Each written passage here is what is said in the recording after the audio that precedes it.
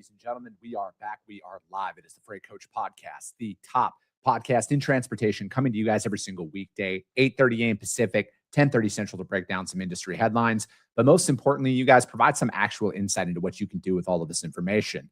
If this is your first time tuning in, welcome. This is the real side of freight, ladies and gentlemen. And I say that before every single show. And what I mean by that is I only speak with transportation professionals, because at the end of the day, I want to talk to the right individuals who have done what you're looking to do or who are currently doing what you're trying to achieve. So you can take that information, apply it, utilize it, and see a meaningful difference in your business and your life. Happy Wednesday, everybody. I got a very special guest for you guys here today. We're going to talk about the number one thing that I get asked about literally 75 times a week. How do I build a book of business? How do I find customers? What do I do? There's a lot of people out there who I feel, again, I'm including myself in this. You get lost in the sales process. You get lost in like, what are we actually trying to achieve out there? So we're going to be talking about all of that. And I'm going to bring him up right away because he wants to do the lane analysis with us as well. So I love when guests want to dive in. And I want to welcome Mr. Dan Annunziata onto the show today. So Dan, thank you so much for taking the time to join me.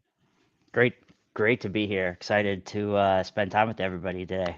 So you've never done like a live stream before? Is that what I saw you post up there earlier?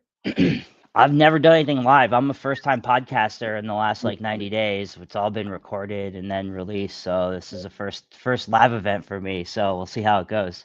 Dan, I look at it like this. Just like in business development and sales, there is no second take, man. You got to be able to perform right away. And, I don't know. I've been doing this for so long now. I kind of forget that, especially on the live stream too, because I started out doing pre-recorded and I started doing the live stream 5 days a week, probably like 3 years ago. And dude, it's kind of addicting, right? Because it's like you never know what the episodes are going to go into. I mean, just drop me in situation and I'll figure it out. So let's rip. Dude, that's exactly it, right? So, we met about 8 minutes ago for the first time, and I can tell that this is going to be a phenomenal episode already, just because of A, your energy, but B, your overall experience in the industry. So I always like to lead off the show with first-time guests. Dan, how did you get your start in freight? What brought you into the industry? Oh boy. Well, my grandfather started in freight after World War II, and then he got my dad into freight about 40 years after that. And then my dad had a 45-year career in freight, and now I'm about year 19 here. So I've really only ever known freight. My first job was in a warehouse, hand unloading ocean containers in South Florida. So that was pretty terrible. I was like, man, I got to get to the fax room. And so those were my summer jobs, were warehousing and fax rooms, until I figured out I needed to learn how to sell and get myself out of the warehouse. Yeah, man. It's I started, so like my family's been in trucking since essentially the 1930s when my great grandparents immigrated from Germany. That's awesome. My dad drove, and like my first job was washing his rims on his truck when he came from off the road, and and then from there it went into warehousing, and same thing, man. Like I always knew I wanted to work in trucking. I always wanted to do it, but like for me, it's like now at this point in my career, I love the thrill of the hunt, right? Like I love developing business. And when we get the business though, I like handing it off to ops to run it and build it up, because it's like, I don't know, man, maybe I'm just my wife says I have, plenty of ADHD and everything else under there, but it's like, I like that thrill of the unknown. And then once we get it, passing it off and then letting people who are better at managing the accounts run with it. I'm a big believer in sell and hand off. That's most of the life I've ever lived. And I was not a great account manager nor a great carrier sales rep. So I stuck to the sales side of things. So I generally have that same belief as you. So what's, when you were out there, I mean, you worked for the largest freight broker in North America. And, what were some of those skills that you were able to develop there that still translate out to you helping people in your current role? Yeah, I think Robinson did some really cool stuff early on where they instilled great business acumen and just business fundamentals around like how to run a business and like what was important to run a business. So like quickly in my career, I learned what a P&L was, and how we all made money was that P&L had to grow.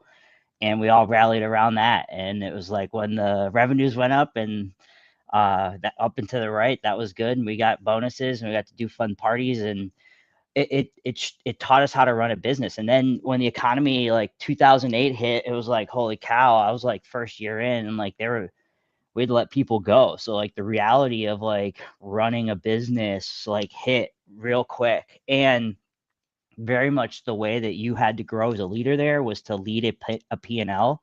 Mm-hmm. And I just took a job and went and led a P&L in the middle of Connecticut, like leading ops roles. And so just good business fundamentals early on at Robinson. And it's funny because like I actually didn't believe, like I didn't realize Robinson was a broker until I left Robinson, because like the first like campaign I ever came into at Robinson was like a beyond brokerage campaign. So like early 2000s, like our thought process tried to switch from just like being a broker to being more than that, because that's when also we brought LTL into the mix.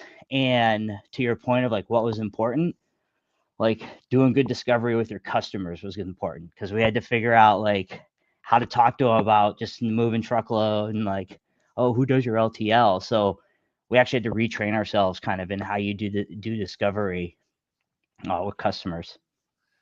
What's one thing, because it's like I know a lot of people, and I started out at one of the largest freight brokers in North America early on in my career. And, I never understood the value of the big business mindset when you're going out there and you're trying to develop business. And the skills that I took away from that is like, man, you have to be able to perform at such a high level out there because the competition is so fierce. And then when you do get out into, higher volume customers and higher volume lanes and stuff like that, like what is it that's really going to separate you? And when you have that ability to offer multiple modes, you have LTL, you have warehousing, you have all of that stuff, brokerage, you might even own assets as well. It's a different play than what a lot of people are in that environment is when you do go out, maybe you start your own brokerage, or you go out and you work for a smaller company. Like, you got to really hone in to get noticed out there when you're developing business, because I've been self-employed now for 6 years. I've been building my own brokerage now. This is year 4 for us, and the most Awesome. success we've had when we're developing business is staying inside of a niche. And that niche is, whether it's full truckload, whether it's LTL, to get in the door to develop the business. Now, after the sale, and again, there's 2 separate things. Getting the business onboarded is one portion of it.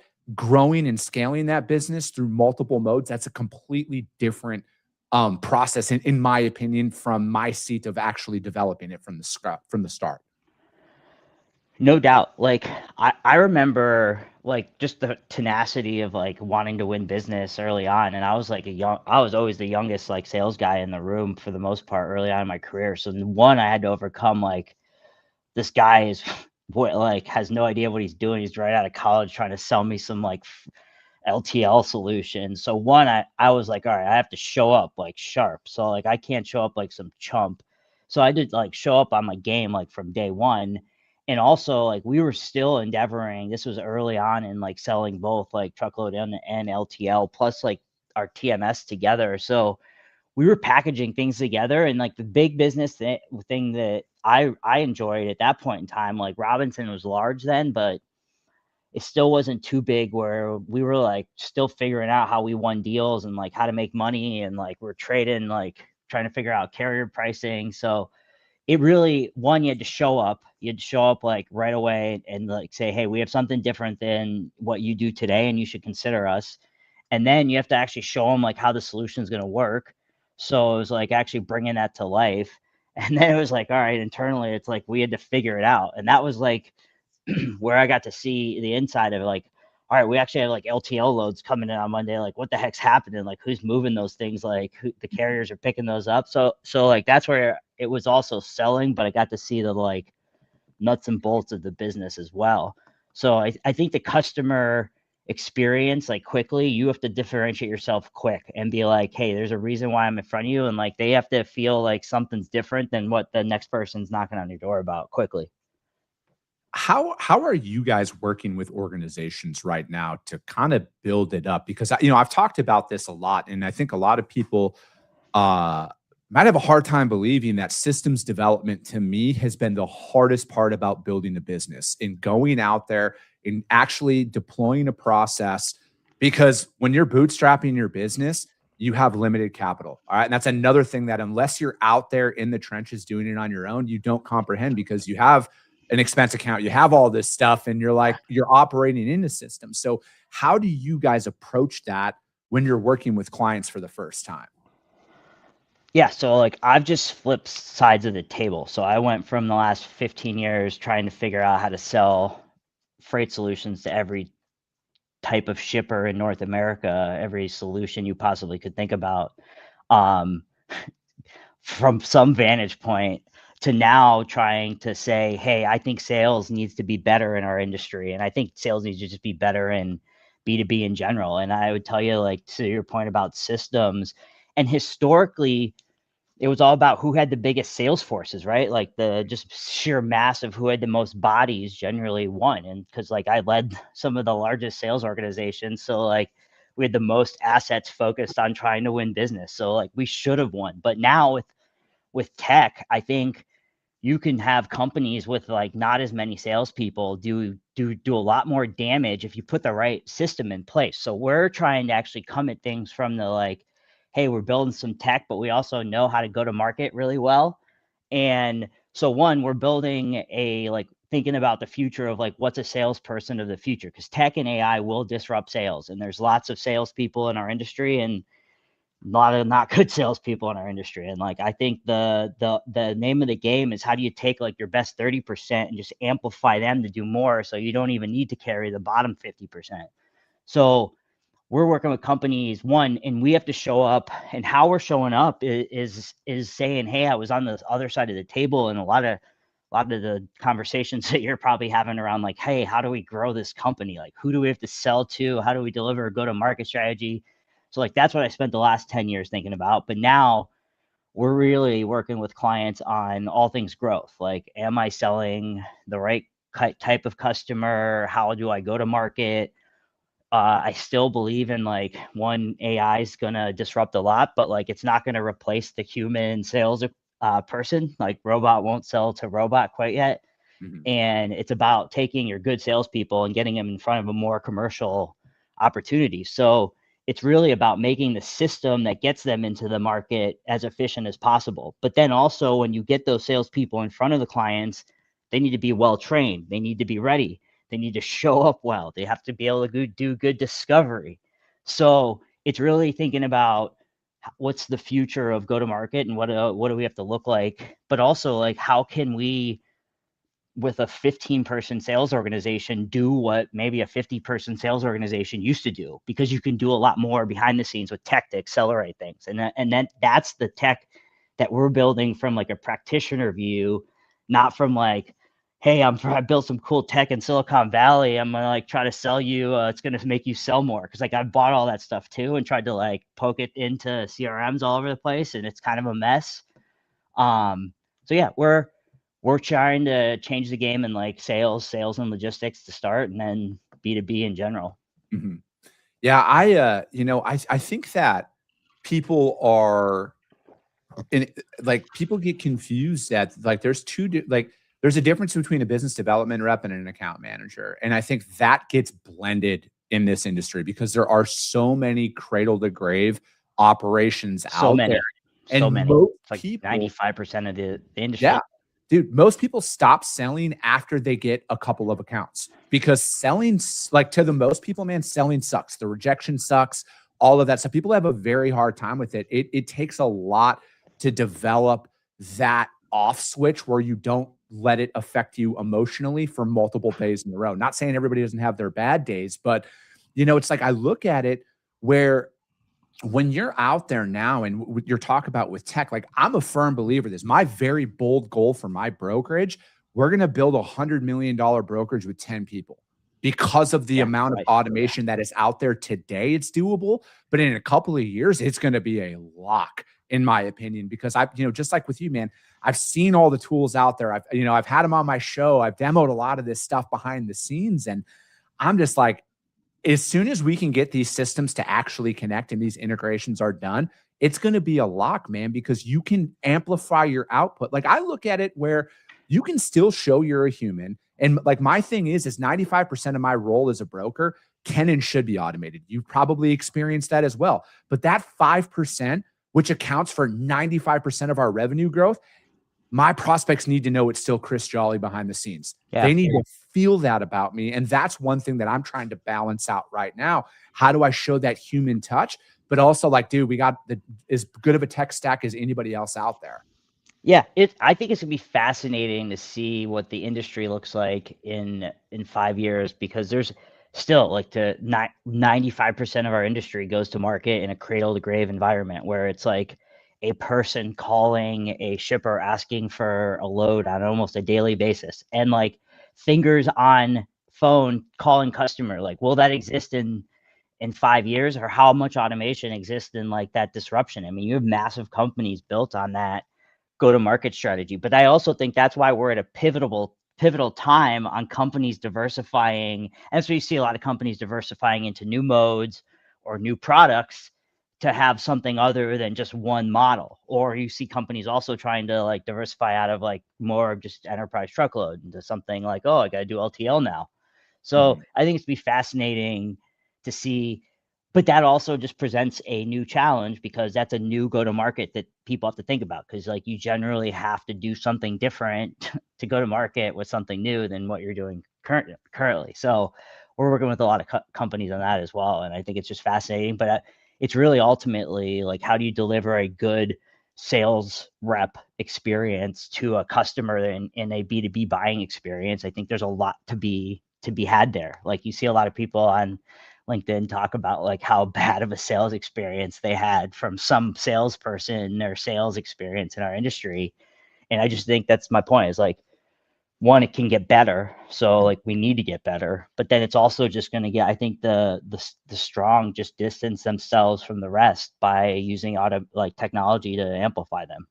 So speaking of, it's a good segue into, because like I was saying, we do This Week in Freight powered by DAT, and we do a lane analysis out there, because one of my things that I like to focus on as a sales rep is it is the fundamentals. It's about reading the market and then providing consistent pricing in a spot market environment, because not everybody out there is an RFP, right? Like, not everybody out there has contracted freight. There's a lot of stuff that moves on the spot market. And I feel like, from my perspective, it's my job to keep the rate as similar as possible to my customer.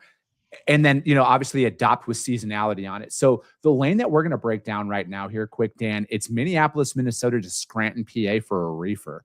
And I got it pulled up here on the screen.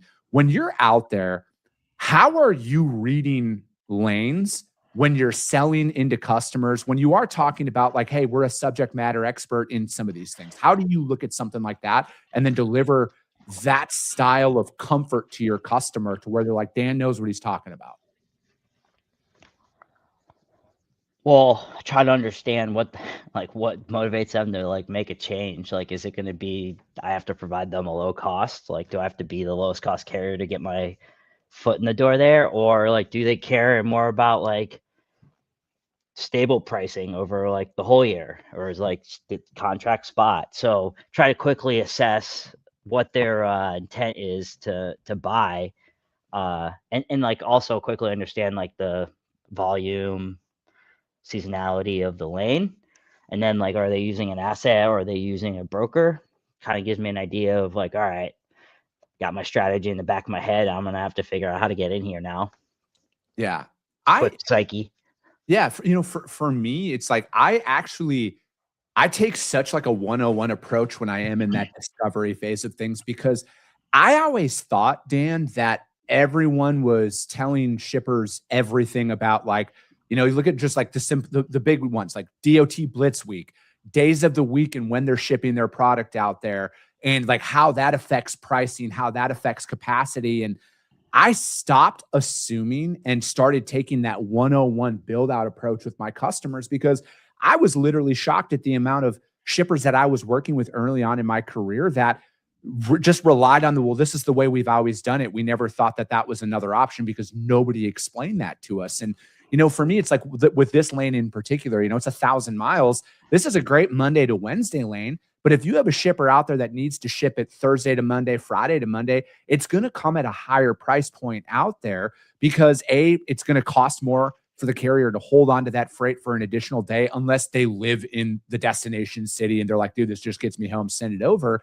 But it's like, I realized that because, we were able to identify cost savings for our customers based on the days of the week that they were shipping this product out. Because I'm like, I can come in here for less on this. Can you guys ship it on this day or this day? And, again, man, it's just one of those situations where I think at times people with experience assume everybody knows all of this information. And I've had multiple customers of mine stop me and be like, Chris, you're a transportation company. We are a manufacturer. We look to you to tell us this information, and nobody has told us this. Yeah. I mean, that's good. Like that's like when you turn into like more of an advisor, trusted advisor, while still moving their freight versus like fighting off everybody for like a $5 on a price difference. I mean, that's a difference ultimately in a lot of, I think, the skill of like business development, sales, like all that in our industry too, is like how somebody can not only get their foot in the door, but also like turn themselves into not just a commodity. And you have to do that through either like showing up differently, like providing data and like being resourceful and adding value to just the buying experience, but also like quickly being able to like build rapport with people too, to like also get into that space of like, hey, they trust you for more than just moving freight.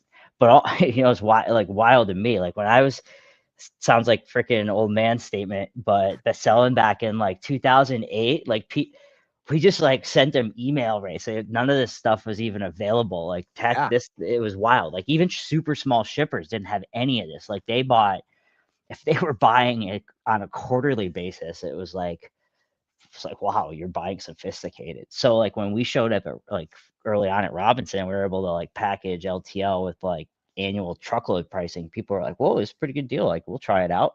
Mm-hmm. No, but and now today's stuff is so much available to everybody to like inform them. And that's why, again, like for this lane in particular, it's a power lane of power lanes. Like outbound Minneapolis reefer is always solid from a capacity standpoint. But again, like the playing field is level.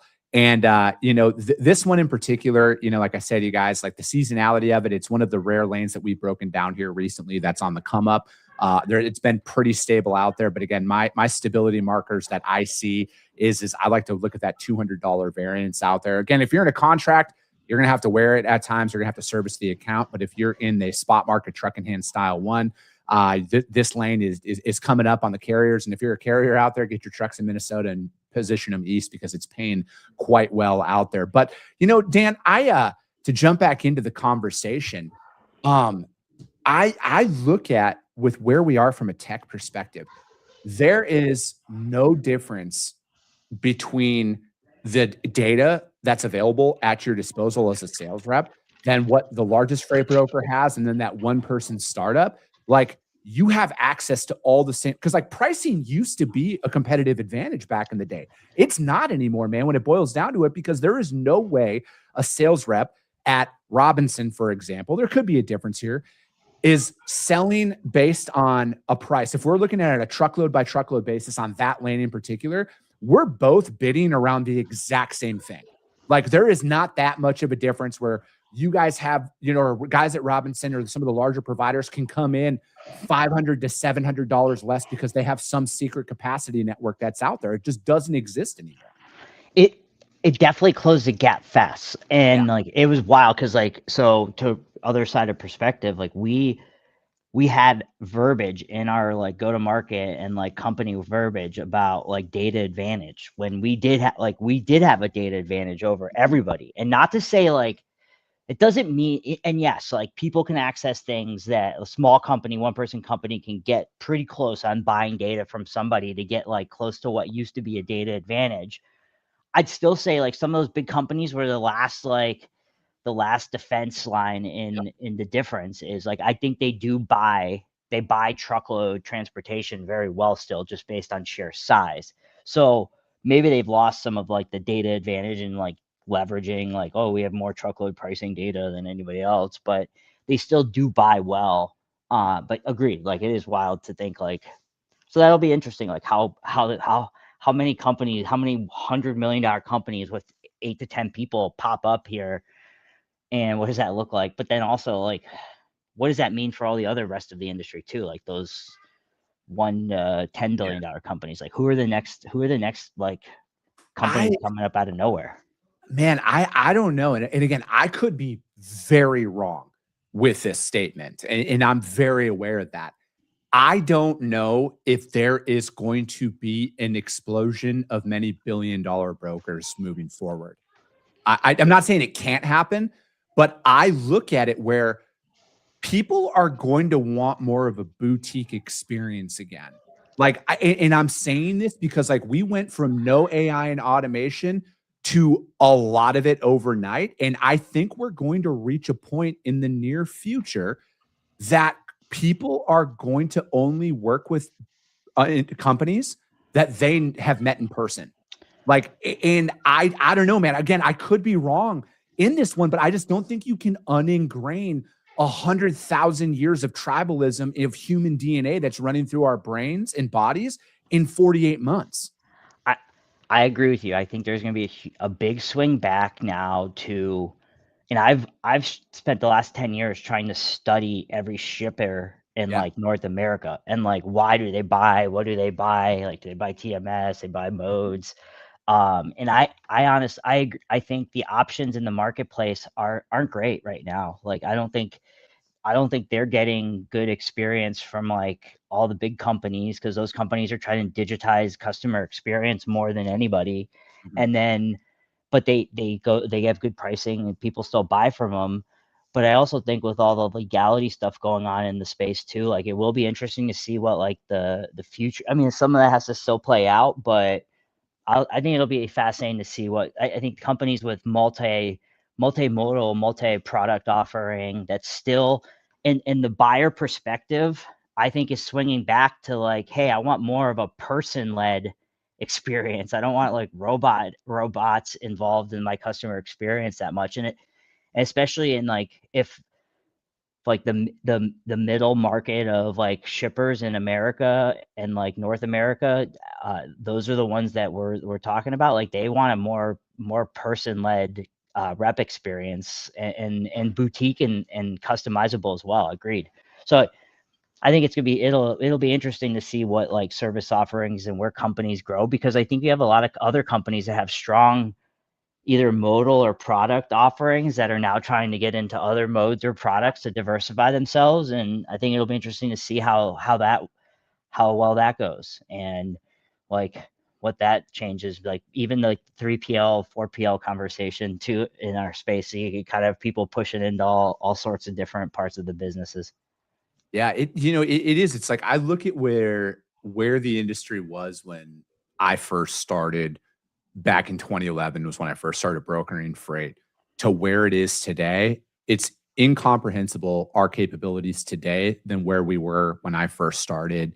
And I think now that timeline in the next 12 months is going to be incomprehensible. You could literally come back on this show in August of 2027, Dan, and you and I could be like, did not see that coming, but look at this new tool that's at our disposal. But again, I think that for me, the focusing in on the fundamentals, because like, with all of our customers that we're moving freight for today, not one of them have asked about my tech stack. They are still just as concerned as they were pre-AI and automation boom. Is my truck going to show up at 2:00 today? Where's my driver? Yeah. Is it going to deliver on time? Is it going to deliver with a clean bill of lading? Like, so it's like, again, as much as we can automate and amplify our outreach, I do not like, I am doubling and tripling down on the fundamentals, Dan, of bringing that sense of comfort that, hey, you know what? Yeah. We might be able to do some really cool stuff, but like, I also know this industry like the back of my hand, and I know what's important to you, because if your product doesn't get to your customer, there's 75 competitors that produce that exact same product that are willing to swallow up your market share with that customer of yours.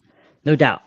I've read many years of what's important to why customers buy from you, and it was WTF, where's the freight? Yeah. And it was like, honestly, it was like basically just every year they said, like, make sure my freight shows up where it's supposed to and where you say it's supposed to, like that. And that customer experience is different Mhm. across many different providers. So I think that's a load level experience point. But I also think like how they buy more packaged or managed solutions or different modes together, because I think shippers want less options. They don't want to do business with like 20, 30, 40 different vendors. So they want vendors that have like more strategic partnership opportunity. So I think the diversification is key for companies to be able to pull it off. It's not easy to do, but then that also changes their go-to-markets and how you go to market. So, and those companies can go to market now with 5 and 10 salespeople that used to require maybe like 40, 50 salespeople to really put some firepower behind it. So I think that's the fascinating part of like getting your message out there too, and like the dynamic between marketing and like field sales organizations and all that fun stuff too. So No, social man. media has changed the game as well. Dude, it is. I never once thought when I first started doing all of this stuff, I never thought that this was going to be a business development avenue that it has from a shipper's perspective. Like it's wild, the exposure that this podcast has reached and some of the familiarity that it's built up out there. Like, dude, one of my prospects, he was like, I got him on the phone finally, and he's like, wait, are you the Chris Jolly from LinkedIn? And I'm like, yes. And he's like, dude, I Yes, watch your stuff all the time. It changed the entire that's great. dynamic of the Yeah, conversation, for sure. because it's Immediate that rapport. exactly, right? And that's my thing is it's like you need to be able to use. I know we're over here a little bit on time, but it's like you need to be able to leverage multiple avenues now to get your message and your brand out there, where Oh, you it have to. used to just So be much noise.